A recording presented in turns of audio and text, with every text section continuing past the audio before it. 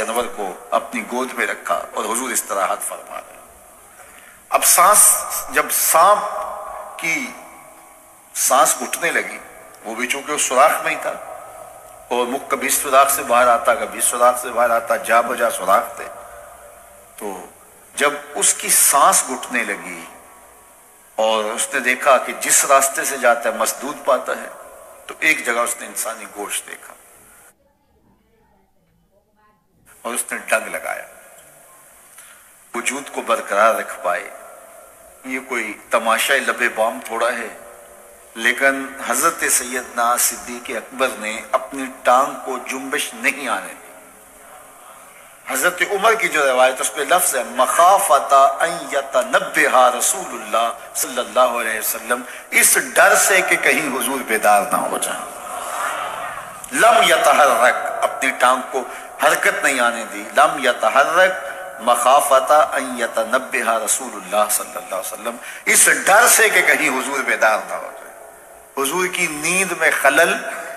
سانپ نے ڈنگ لگایا اور ایڑی ہٹی نہیں، وہ پیچھے ہٹ ہٹ کے ڈنگ مارتا ہے اور حضرت ابو بکر پوری قوت سے ایڑی کو دبایا ہے.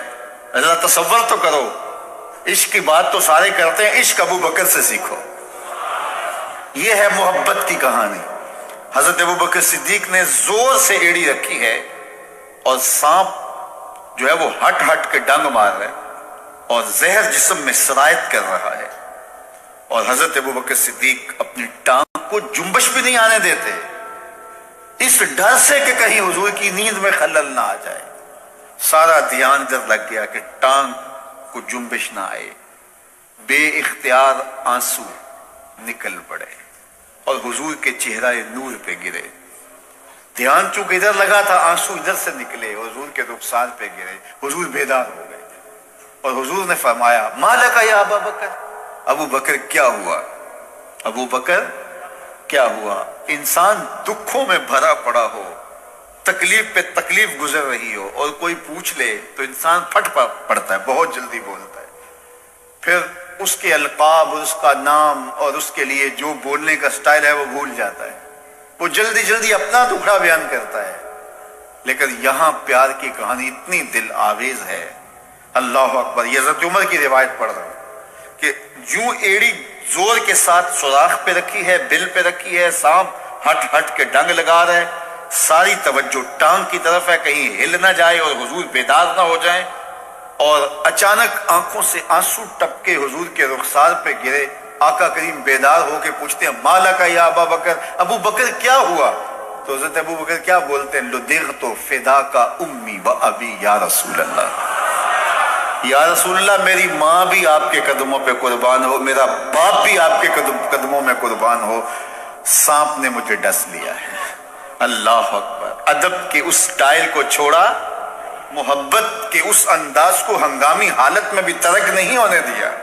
گفتگو کا سلیقہ اور بات کرنے کا جو طریقہ ماضی میں تھا آج بھی اسے ملحوظ رکھا اور اسی سٹائل سے بات کرتے ہیں. میری ماں بھی آپ کے قدموں پہ قربان، میرا باپ بھی آپ کی راہوں پہ نچھاور، حضور مجھے سانپ نے ڈس لیا ہے.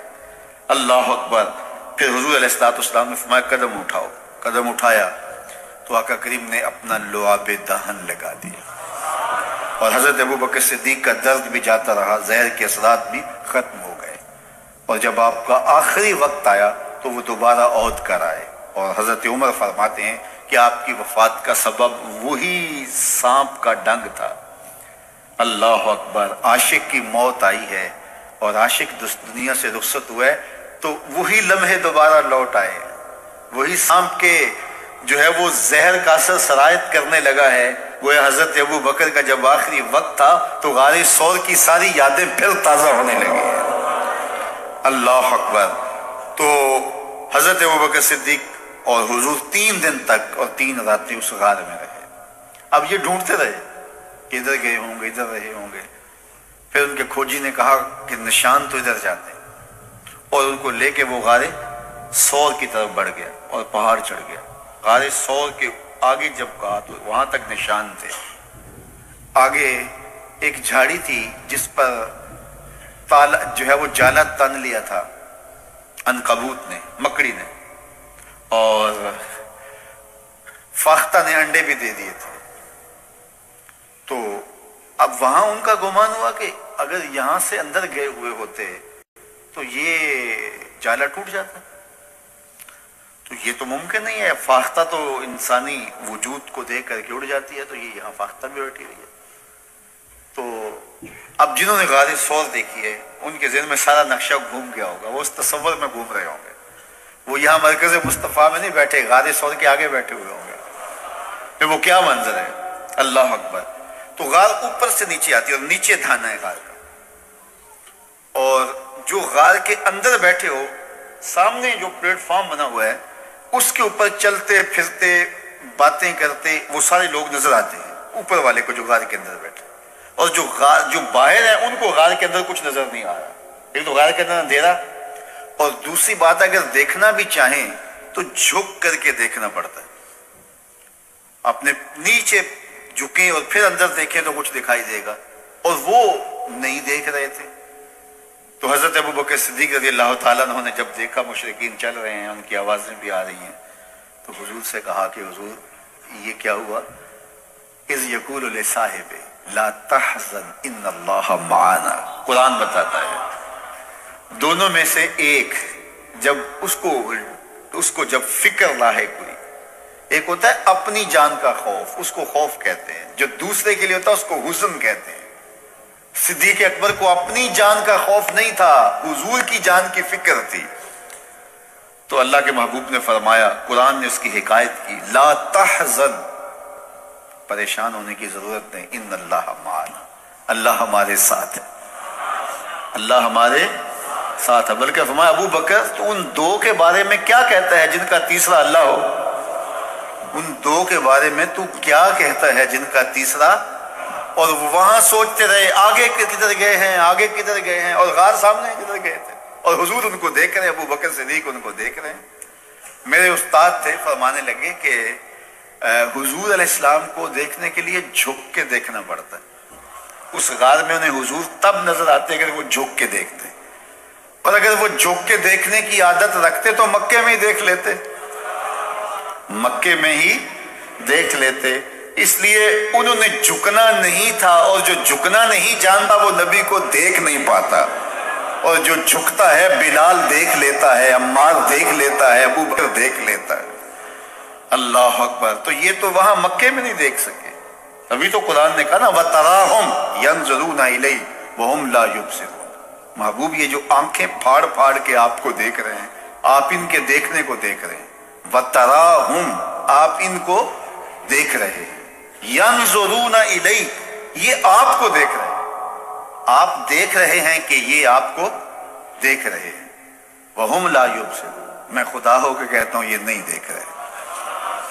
ذرا دیکھو سے ذرا توجہ تو کری، قرآن مجید کے اس اسلوب کو تو ملاحظہ کیے، وَتَرَاهُمْ آپ ان کو دیکھ رہے ہیں، کیا دیکھ رہے ہیں؟ يَنْظُرُونَ إِلَيْهِ کہ یہ آپ کو دیکھ رہے ہیں، وَهُمْ لَا يُبْصِرُونَ محبوب نہیں دیکھ رہے،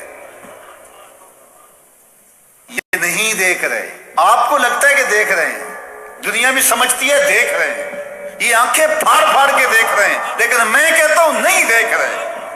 جنہاں نے یار نو اپنے جا دیکھا دیکھیا ہی، جنہ ویکھیا نہیں ہو کرن گلا، جنہ ویکھیا نہیں ہو کرن گلا، جنہ ویکھیا ہو تے بول دے نہیں، جڑے محرم راز حقیقت دے او راز حقیقت کھول دے۔ انہوں نے دیکھا نہیں تھا، دیکھا تو بلال حبشی نے تھا، دیکھا تو عمار ابن یاسر نے تھا، دیکھا تو حضرت مقداد نے تھا، دیکھا تو ابو بکر صدیق نے تھا، دیکھا تو فاروق اعظم نے تھا۔ تو یہ دیکھنا ہے، تو یہ آنکھیں پھاڑ پھاڑ کے دیکھ رہے ہیں، میں کہتا ہوں یہ نہیں دیکھ رہے۔ وہ جھکتے تو دیکھتے، جو جھکنا نہیں جانتے وہ دیکھنا کیسے جانتے؟ تو کسی کو دیکھنے کے لیے اپنا آپ مٹانا پڑتا ہے، اپنا آپ جب تک مٹے گا نہیں تو کوئی دکھائی نہیں دے گا، جب مٹ جاؤ گے تو جلوہ یار بھی دکھائی دے گا، جلوہ حبیب بھی دکھائی دے گا، اللہ اکبر۔ تو حضرت سیدنا صدیق اکبر رضی اللہ تعالیٰ عنہ 3 دن وہاں گزارے۔ حضرت عمر کہا کرتے تھے رضی اللہ تعالیٰ عنہ، روتے تھے جب حضرت ابو بکر صدیق کا ذکر کرتے، کہتے تھے کہ ابو بکر مجھے غار کی 1 رات والی وہ نیکی دے دیں، میری ساری زندگی کی نیکیاں لے لیں۔ ام المومنین سیدہ عائشہ رضی اللہ تعالیٰ عنہ فرماتی ہیں ایک دن تاروں بھری شب تھی اور حضور علیہ السلام میرے کاشانہ نور میں تھے، کاشانہ رحمت میں تھے، تو ایسے تاروں پہ نظر پڑی تو میں نے حضور سے سوال کیا، حضور تاروں جتنی نیکیاں بھی کسی کی ہوں گی؟ چمکتے ہوئے ستارے، تا حد نظر پھیلا ہوا آسمان، تو بے ساختہ میں نے کہا حضور ستاروں جتنی نیکیاں بھی کسی کی ہوں گی؟ حضور نے برجستہ کہا ہاں عمر کی۔ تو کہا میرے سوال کے پیچھے ایک آرزو تھی کہ میرے باپ کا نام لیا جائے گا۔ بیٹی کو باپ کے ساتھ جو محبت ہوتی ہے وہ تو ایک انوکھا جہاں ہے، ایک انوکھی کائنات ہے، اور پھر باپ بھی ابو بکر ہو اور بیٹی بھی صدیقہ کائنات ہو، پھر ان کی محبت، اللہ اکبر۔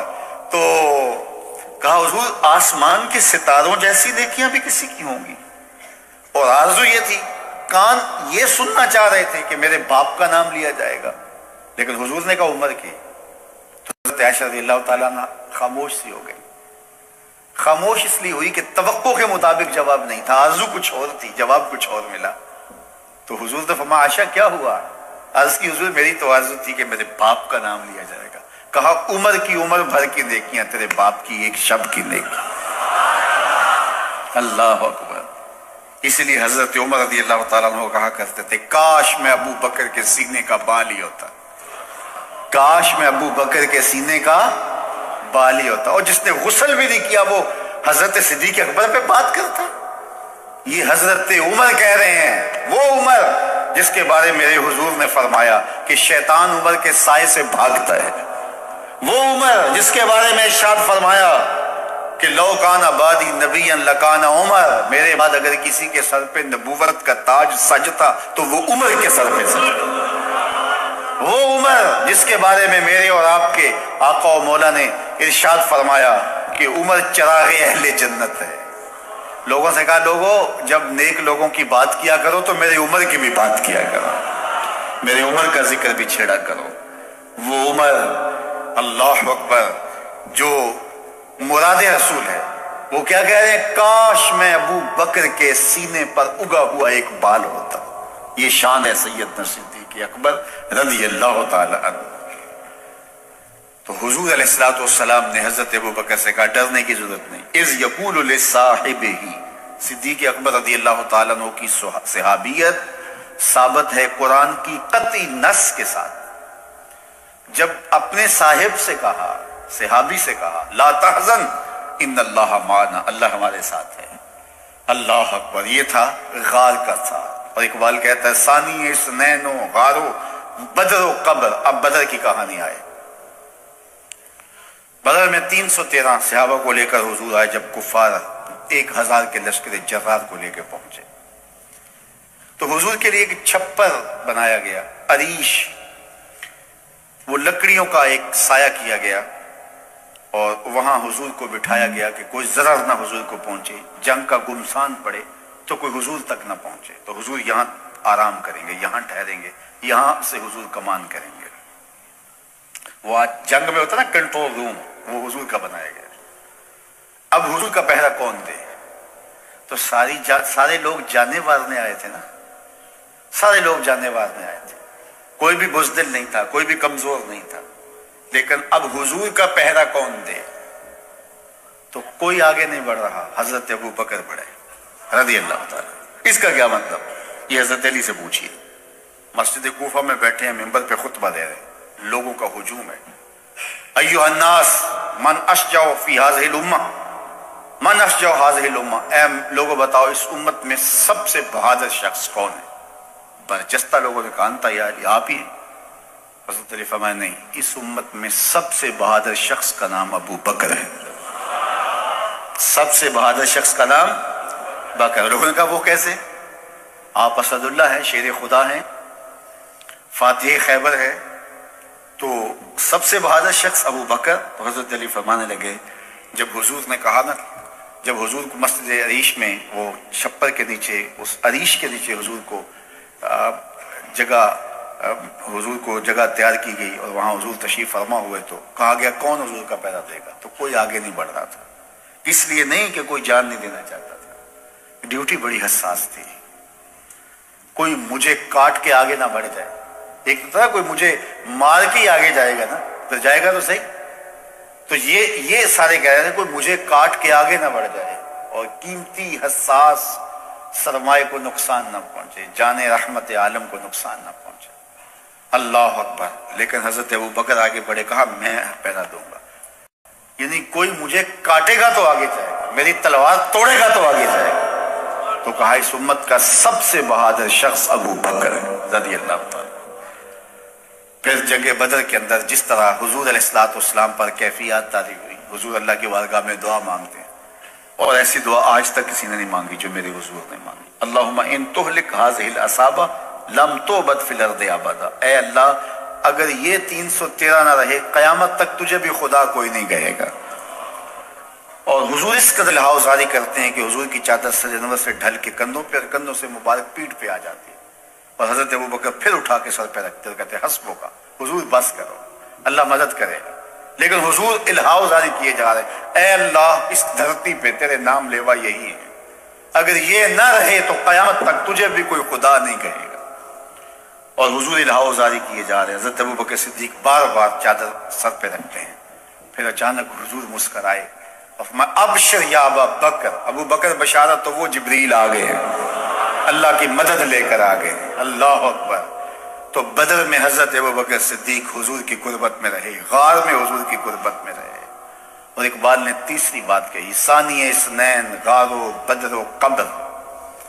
जब आखिरी वक्त आने लगा तो हजरत सिद्दीक अकबर ने हजरत अली को बुलाया, अली इज़ा अना मित्तु, अली जब मैं फौत हो जाऊं। खतीब बगदादी ने लिखा है, इमाम सयूती ने लिखा है, बाकी लोगों ने लिखा है, हजरत अनस से भी रिवायत है, हजरत अली से भी, जब मैं फौत हो जाऊं तो मुझे उन हाथों से गुस्ल देना जिन हाथों से हुजूर को दिया था। अल्लाह अकबर।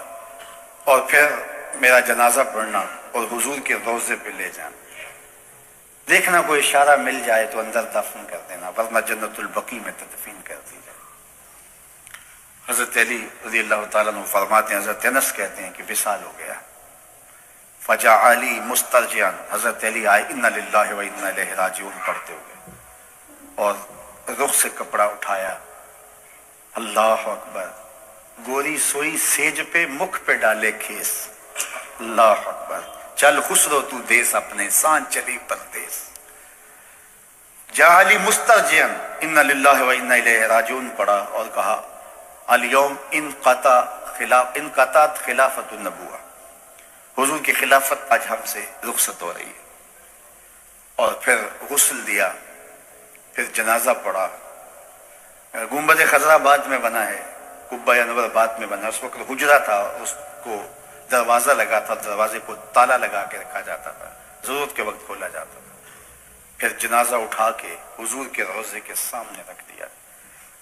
सब सहाबा मौजूद हैं। हजरत अनस से रिवायत है कि लोगों ने हुजूर पे दरूद पढ़ा और कहा या रसूल अल्लाह सल्लल्लाहु अलैहि वसल्लम हाज़ा अबू बकर यस्ताज़िनुका, ये अबू बकर हैं, आपकी कुर्बत में दफन होने की आरजू रखे, इनका जनाजा हाजिर है। अल्लाह अकबर। मजा मरन दा इंज आंदा, मैयत यार दे बूहे ते पई होवे, मैयत यार दे बूहे ते पई होवे। यूं हजरत अबू बकर सिद्दीक की लाश है पड़ी, सहाबा हाथ बांधे खड़े हैं, हुजूर पे दरूद पढ़ते हैं और साथ बोलते हैं या रसूल अल्लाह हाज़ा अबू बकर यस्ताज़िनुका, ये अबू बकर हैं, आपकी कुर्बत में दफन होने की तमन्ना लिए हाजिर है, क्या हुक्म है? और मुंतजर खड़े हैं। रावी कहता है, खतीब बगदादी ने लिखा है, इमाम सयूती ने लिखा है, खातमुल मुहद्दिसीन इमाम सयूती लिखते हैं किफायतुत तालिबिल लबीब फी ख़साइसिल लबीब में कि जब यूं हाथ बांधे इंतजार कर रहे हैं, फिर क्या हुआ कि ताला खुद ब खुद खुला, फिर खुद खुल के गिरा, फिर कुंडी खुली, फिर दरवाजा खुला और अंदर से आवाज आई औसिलुल हबीबा इलल हबीब लिअन्नल हबीबा इलल हबीब मुश्ताकुन, यार को यार से मिला दो, यार पहले ही यार का इंतजार कर रहा है। जे शक होवी ते चल मदीने, जे शक होवी ते चल मदीने, आ तक ले जोड़ मजारा दा बन यार नबी दे। व आखिर दावाना अनिल हम्दुलिल्लाह।